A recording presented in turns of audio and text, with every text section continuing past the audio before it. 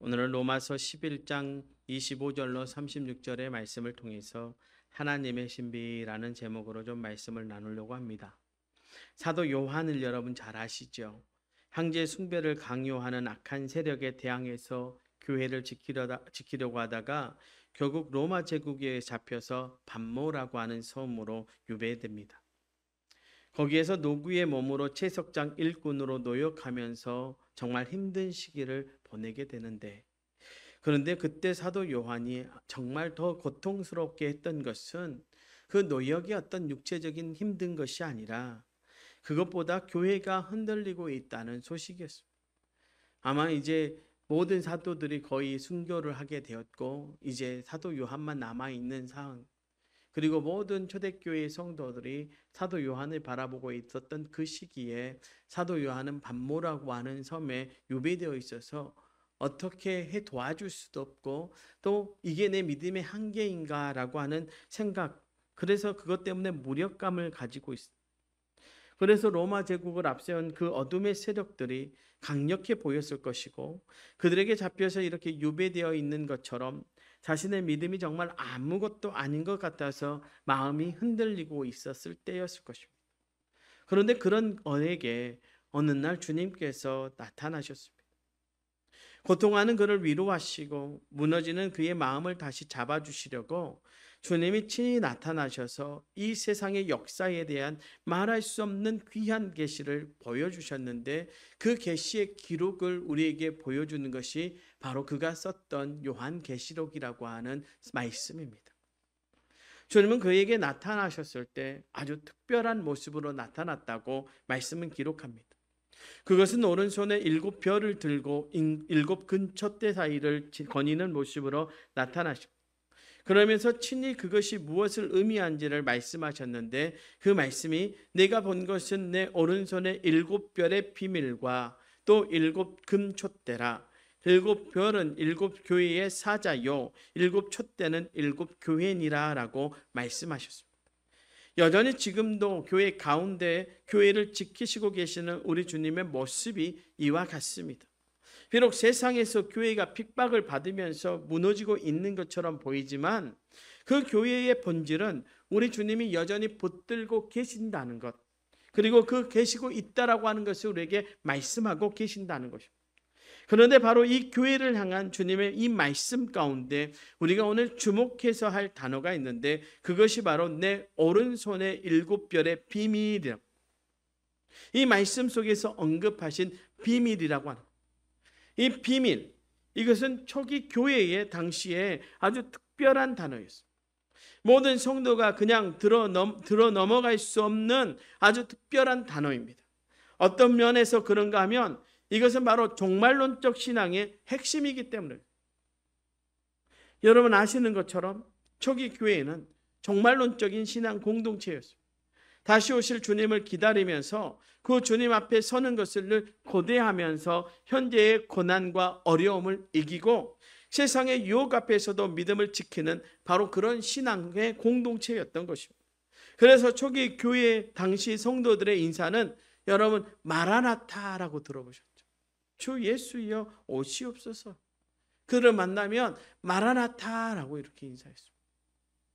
여러분, 종말론적 신앙이라는 것, 이것은 단지 지금 말세이고, 그러니까 예수님이 곧 재림하신다는 것을 믿고 신앙생활하는 것만을 말하지는 않습니다. 그렇게 주님의 재림, 거기에만 집중하는 것을 우리는 시한부 종말론이라는 이단 때문에 오염되고 왜곡된 신앙으로 받아들여졌습니다. 그래서 우리는 종말론적 신앙을 가지면 이단이야, 잘못됐어라고 착각하기 나름입니다. 그런데 진짜 종말론적 신앙의 핵심은 눈에 보이는 이 세상과 역사가 다가 아니라는 데 있다는 것입니다. 살아계신 하나님께서, 알파와 오메가 되신 하나님께서 이 역사를 주관하고 계신다는 것을 굳게 믿고, 그래서 세상이 아무리 제멋대로 난리를 치고 기승을 부려도 이 험하고 어렵고 미혹이 많은 세상 가운데서 주님의 정결한 신부로 그 믿음을 굳게 지키는 것, 그것이 바로 종말론적 신앙의 핵심입니다. 그런데 이 세상 속에서 이 땅이 말세가 되어져서 아이고 우리 주님 금방 오시겠지 하고 그 주님만 바라보면서 언제 오신다 이게 아니라요. 우리는 그 신앙을 가지고 이 세상에서 흔들리지 아니하고 주님을 바라보면서 살아가는 것이 진짜 믿음, 진짜 종말론성 믿음의 핵심이라고 하는 사실을 저와 여러분이 기억할 수 있기를 주님의 이름으로 축원합니다. 그러니까 이 종말론적 신앙의 핵심 단어가 바로 비밀이라. 이 비밀을 헬라어로는 미스테리온이라고 부릅니다. 이 세상의 역사 뒤에서 지금도 진행되고 있는 우리 하나님의 역사심, 그것을 바로 비밀이라고 말하는 거예요. 왜냐하면 그것은 인간의 생각으로는 깨닫거나 이해할 수 없는 것이기 때문입니다. 사랑하는 성도 여러분, 계시라고 하는 말을 잘 아시죠? 이 헬라어로요, 이 계시라고 하는 단어가 아포칼립시스라고 하는 단어를 사용합니다. 그런데 그 뜻이 뭐냐면 열어서 보여준다. 여기에 몇 가지 질문이 가능하죠. 누가 열어서 보여주는가? 바로 하나님께서 열어서 보여주시는 것입니다. 절대로 인간이 열고 보는 것이 아닙니다. 그러니까 하나님이 열어서 보여주시지 않으면 인간은 도저히 알 수 없는 것, 그것이 계시입니다. 그렇다면 하나님이 누구에게 열어서 보여주시는 것입니까? 바로 당신의 사람들, 하나님의 사람들, 하나님의 자녀들에게만 열어서 보여주시는 것이 계시입니다.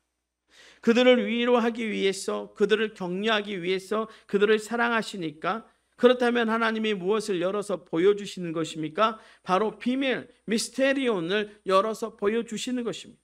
인간의 눈에는 보이지 않지만 지금도 이 역사 가운데서 정확하게 행하고 계시는 하나님의 그 역사하신 그 비밀을 열어서 보여주시는 것이 계시이고 비밀, 미스테리온입니다. 그렇습니다. 계시는 하나님께서 사랑하는 자녀들에게 당신의 비밀을 알려주시는 것입니다.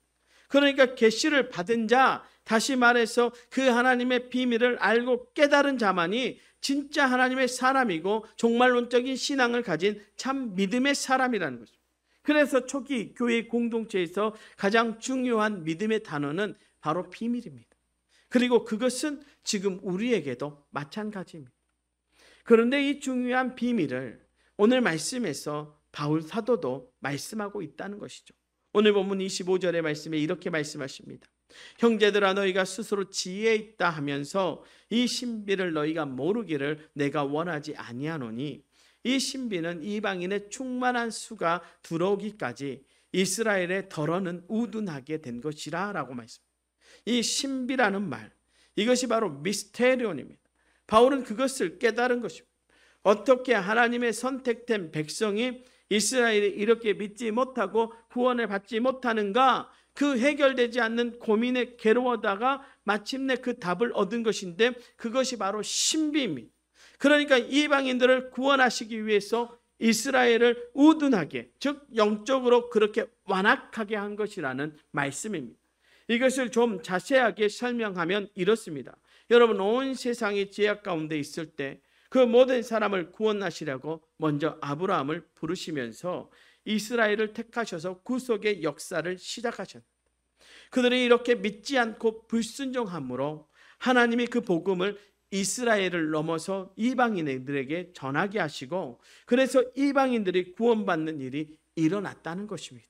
그러니까 이스라엘이 복음을 거부한 것은 이방인에게 그 복음이 가게 하기 위한 하나님의 역사심이었다라고 바울 사도는 보고 있는 것입니다.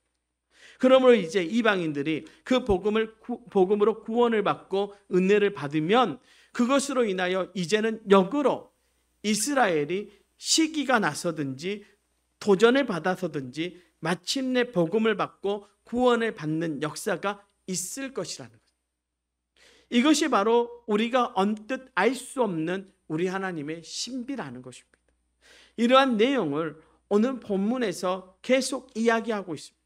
그런데 저는 이 내용을 보면서 먼저 사도 바울이 동족 이스라엘의 복음을 거부한 것에 대해서 얼마나 마음이 아팠을까 하는 것을 느낄 수 있었습니다. 여러분, 그 신비가 내 동족 이스라엘을 우둔하게 만들었다고 생각해요. 여러분, 여러분의 가족 가운데 우둔해져서 그 복음을 받아들이지 못하는 사람이 있으면 여러분 마음이 불편하겠어요? 편하겠어요? 불편하죠. 그러니 바울의 마음이 얼마나 아팠겠습니까? 그러니까 이것이 우리 하나님의 신비라는 것을 알고 어떻게 보면 신이 나서 강력하게 말하지만 그 안에는 그 아픔도 담겨져 있는 것입니다. 그런데 그 신비를 통해서 깨달은 것이 뭐냐면 하나님이 이 일을 통해서 다시 이스라엘을 구원하시기 위한 하나님의 신비였다라고 하는 것을 사도 바울이 깨닫게 된 것입니다. 근데 로마서 전체가 그런 것처럼 이 하나님의 신비에 대한 언급도 단지 이스라엘의 불순종의 이유를 설명하기 위해서만 하는 것이 아닙니다. 바로 이것이 로마에 있는 성도들에게 그리고 지금 우리에게 너무나 중요한 믿음의 말씀이기에 말씀하고 있다라고 하는 것이죠. 사랑하는 성도 여러분, 우리가 정말 믿음의 사람이라면 우리는 반드시 하나님의 신비를 알아야 합니다. 특히 이 세상 가운데 참 믿음을 가지고 온전히 바르게 살아가려면 우리는 바로 이 하나님의 미스테리온, 이것을 알고 이것으로 이뤄받고 힘을 얻으며 이것을 신뢰하고 살아가야 할 줄로 믿습니다. 그렇습니다. 비록 세상은 제멋대로 간 것 같고 때론 정말 악이 승리하는 것처럼 보이고 앞이 정말 깜깜한 순간이 온다고 할지라도 그 한가운데서 여전히 역사하시는 우리 하나님의 역사가 있습니다. 그것이 인간의 눈에 보이지 않고 인간의 머리로는 이해할 수 없기에 미스테리온이라고 말할 수밖에 없지만, 그러나 그것은 믿는 우리에게는요, 감추어진 알 수 없는, 그래서 답답하고 혼란스러운 의미에서의 비밀이 아니라 우리에게만 주어진 특별한 것이어서 미스테리온, 비밀이라고 부르고 있다라고 하는 것이죠. 사랑하는 성도 여러분, 우리의 믿음의 다른 이름은 바로 하나님의 신비, 그 비밀을 맡은 자라고 하는 사실을 믿으십시오. 그것을 사도 바울은 고린도전서 4장 1절에서 우리에게 이렇게 말씀합니다. 사람이 마땅히 우리를 그리스도의 일꾼이요 하나님의 비밀을 맡은 자로 여길지어다라고 말씀합니다. 우리 하나님이 우리를 구원하시면서 바로 이 복음의 비밀, 그 역사심으로 구원하셨고, 그러면서 이 복음의 비밀을 저와 여러분에게 맡기신 것입니다. 그러니까 구원받은 성도는 바로 이 비밀을 맡은 자로서 그 비밀을 의지하여 살아가는 것입니다. 부부에 대해서 말씀하시면서도 에베소서 5장 31절로 32절의 말씀에 보면 이렇게 말씀합니다. 그러므로 사람이 부모를 떠나 그의 아내와 합하여 그 둘이 한 육체가 될지니라. 이 비밀이 크도다. 나는 그리스도와 교회에 대해서 말하노라 라고 말합니다. 무슨 말씀입니까? 믿음의 사람은 부부로 살아가는 구체적인 삶도 하나님의 이 신비 비밀을 의지하여 살아가야 한다라고 하는 것을 말씀하고 있습니다. 세상의 부부들처럼 그렇게 살아가는 것이 아니라 그리스도인 부부는 하나님의 신비, 그 미스테리온, 그 역사하심으로 살아가야 한다라고 말씀하고 있는 것입니다. 이것은 단지 부부의 신비로 끝나는 것이 아니라 하나님과 교회의 만남, 하나님과 교회의 관계의 그 신비가 부부를 통해서 드러나야 한다라고 하는 것 또한 말씀하고 있다는 것입니다. 부부의 생활만 그렇습니까? 여러분, 우리가 살아가는 모든 삶, 이 세상의 모든 삶은 다 하나님의 신비, 그 놀라운 역사하심 가운데서 살아가는 것입니다. 그래서 우리의 삶은 세상과는 다른 것이죠. 그래서 우리는 이 땅을 살아가지만 천국을 사는 것입니다. 그러면 그 하나님의 신비는 구체적으로 어떤 것인가? 우리가 알고 신뢰해야 하는 그 미스테리오는 구체적으로 어떤 것을 말하는가? 비록 우리의 인간의 생각으로는 도저히 이해할 수 없지만, 그러나 믿음으로 온전히 받아들이면서 그렇게 믿고 살아가야 하는 그 하나님의 미스테리온, 그것은 구체적으로 무엇입니까? 너무나 풍성하고 싶어서 이것을 한두 마디로 표현할 수는 없습니다. 오늘 본문 말씀을 통해서 볼 때 하나님의 신비를 사도 바울은 크게 두 가지로 저와 여러분에게 말씀하고 있죠. 먼저 하나님의 지혜입니다. 33절의 말씀입니다. 깊도다 하나님의 지혜와 지식의 풍성함이요 그의 판단은 헤아리지 못할 것이며 그의 길은 찾지 못할 것이로다라고. 그렇습니다. 하나님의 신비, 그것은 바로 하나님의 지혜입니다. 하나님의 지혜는요, 인간이 도저히 이해할 수 없는 깊고도 놀라운 것이어서 그래서 그것은 미스테리온입니다. 그러기에 이것은 하나님의 지혜를 신뢰하는 하나님의 자녀에게는 말할 수 없는 평강과 확신을 주는 것입니다. 지금 당장 이해할 수 없어도 궁극적으로 이 모든 것을 통해서 결국 승리하게 하시는 하나님의 역사입니다. 말씀하신 대로 예수 그리스도의 십자가는 바로 제2의 모든 것을 다 뒤집는 하나님의 모략이며 하나님의 지혜의 절정 아닙니까? 죽을 수밖에 없는 인생, 아무것도 그 죄악 앞에서 아무것도 할 수 없는 그 인생이 뒤집어져서 소망을 갖게 되고 새 생명을 얻게 되는 역사가 바로 하나님의 지혜, 하나님의 미스테리온이라는 것이죠. 이것을 눈으로 직접 경험한 사람이 누굽니까? 요셉이라고 하는 사람. 여러분은 요셉의 인생을 너무 잘 압니다.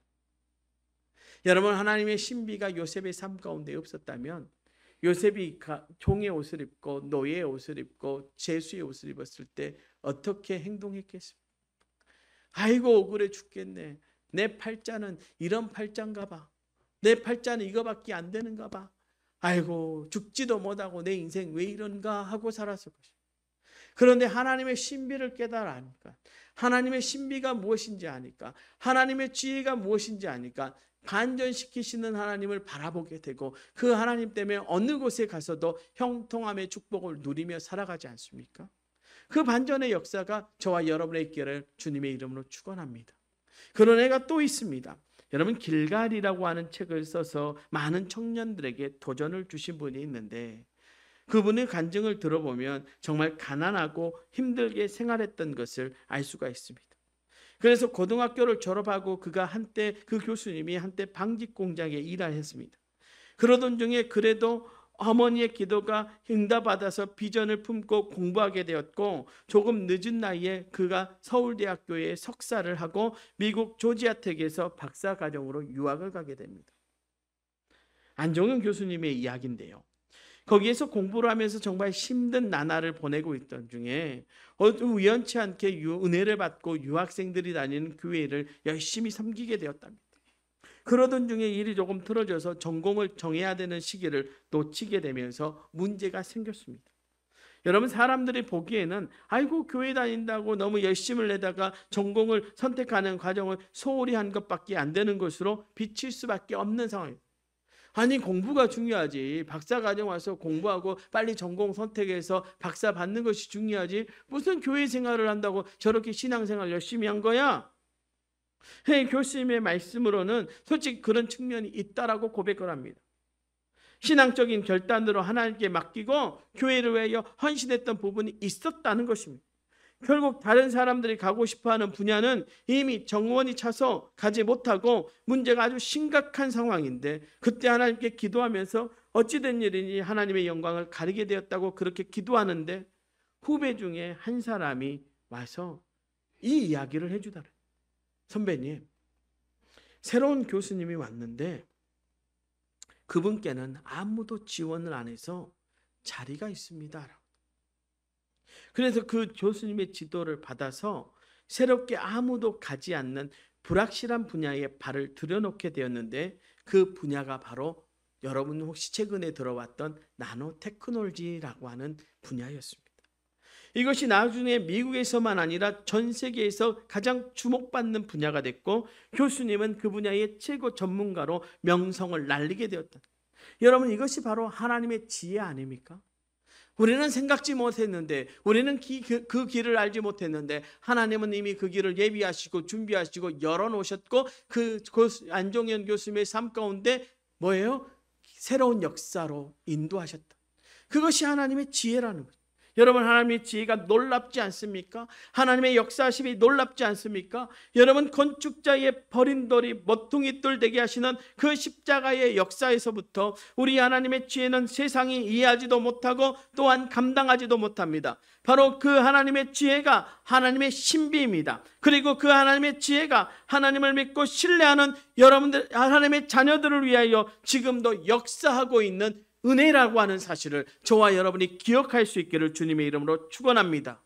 그러니 사랑하는 성도 여러분, 이 하나님의 지혜, 하나님의 신비를 믿음으로 아멘 하면서 붙드시기를 주님의 이름으로 축원합니다. 두 번째로 하나님의 은혜라고 하는 것이죠. 34절과 35절의 말씀입니다. 누가 주의 마음을 알았느냐? 누가 그의 모사가 되었느냐? 누가 주께 먼저 드려서 갚으심을 받겠느냐라고 말합니다. 여러분, 하나님의 은혜, 그것은 도저히 사람이 이해할 수 없는 미스테리온입니다. 여러분, 찬송가 310장의 고백을 그대로 고백하면 하나님의 은혜로 있을 데 없는 자 왜 구속하여 주는지 난 알 수 없도다. 바로 이것입니다. 하나님의 은혜는 우리가 이해할 수 없는 신비입니다. 가끔 우리 장로님들이 제게 그래요. 목사님 사고 치는 것 때문에 저희가 때로는 힘듭니다. 근데 제가요, 담임 목사 때만 사고를 잘 친 게 아니라 실은 제가 부목사 때도 사고를 얼마나 잘 쳤는지요. 저는 이상하게 뭔 일을 하면 커져요. 그게 참 제가 힘듭니다. 때로는 교회에 미안하기도 하고요. 그런데요, 지나고 나서 생각해 보면 은혜예요. 여러분, 저를 볼 때 제가 벌품이 있습니까? 제가 멋있기는 합니까? 키는 쬐깐하고 배는 어디 뚝 나와가지고 이름답게 배무궁하고 살아가지 않습니까? 그런데 이상하게 제가 뭔가 일을 시작하면요, 하나님이 그 일을 확장해 가시는데요, 어쩔 때는 제가 도저히 감당할 수 없는 일들을 합니다. 그래서요, 여기 송칙교회 박지연 사모님, 유정상 목사님 사모님이 저한테 뭐라 그러냐면, 뭘 일을 딱 얘기를 하면, 목사님 사고 치지 마. 목사님 제발 좀 사고 치지 마. 왜요? 힘들다는 거겠죠. 그런데 그 다음에 하는 말을 뭐라고 말씀하시냐면, 그런데 목사님이 하고 나면 은혜가 있어요. 요즘 저희 시찰이요, 모이면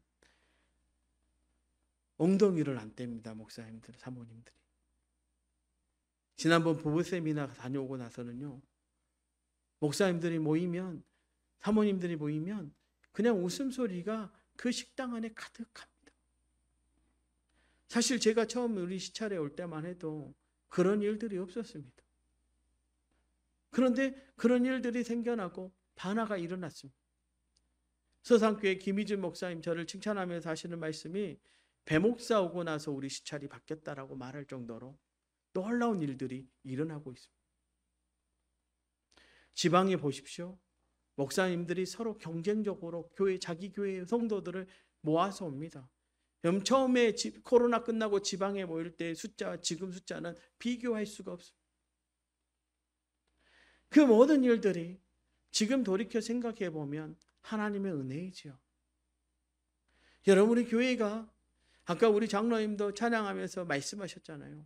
2년새, 3년새 이렇게 교회에 교인들을 세울 수 있는 것, 여러분, 이게 무엇입니까? 은혜입니다. 은혜가 아니고는 도저히 할 수 없는 일들이 일어나는 것이 하나님의 은혜 가운데 살아가는 사람들에게 주어진 하나님의 신비라고 하는 것입니다. 저는 우리 도초동북교회가 그 신비함을 날마다 은혜로 받기를 주님의 이름으로 축원합니다. 잘 보십시오. 여러분, 그 은혜의 깊이가 섭리이고요, 그 은혜의 높이가 소망이고요, 그 은혜의 넓이가 긍휼이고요, 그 은혜의 깊이가 신실하십니다. 하나님은 신실하게 우리 가운데 오시고요, 하나님은 날마다 우리에게 긍휼을 베풀어 주시고요, 하나님은 소망 없는 우리에게 날마다 소망을 주시고요, 날마다 섭리 역사하셔서 우리가 생각지도 못하는 일들을 우리의 삶 가운데 이루어가고 계신다는 사실을 저와 여러분이 기억할 수 있기를 주님의 이름으로 축원합니다. 이것은 모든 믿음의 사람, 바로 하나님의 신비, 그 은혜를 체험한 사람들만이 누릴 수 있는 은혜입니다. 여러분, 우리는 그 은혜 앞에 꼬꾸라지고요, 그 은혜 때문에 감격하여 울어야 합니다. 그 은혜 때문에 말이 안 되는 그 은혜 때문에 다시 일어서고 주님께 삶을 기꺼이 드려야 할 줄로 믿습니다. 하나님의 신비, 그것은 바로 우리의 믿음의 핵심입니다. 오늘 이 시간, 이렇게 힘들고 어려운 시간 속에 이렇게 오만방자한 세상의 권력과 문화 가운데서도 그래도 우리가 참된 믿음을 지키면서 하나님의 자녀로 그리스도의 정결한 신부로 살아갈 수 있게 하는 그 영적인 핵심이 바로 하나님의 신비라고 하는 사실을 잊지 마시고, 오늘도 그 하나님의 신비를 체험하며 살아가는 우리도 조동북교회 모든 성도들 되시기를 주님의 이름으로 축원합니다. 이 한 주간도 하나님의 지혜와 하나님의 신비, 은혜가 여러분의 삶 가운데 하나님의 신비로 나타나 그 사랑으로 날마다 승리하는 저와 여러분 되시기를 주님의 이름으로 축원합니다.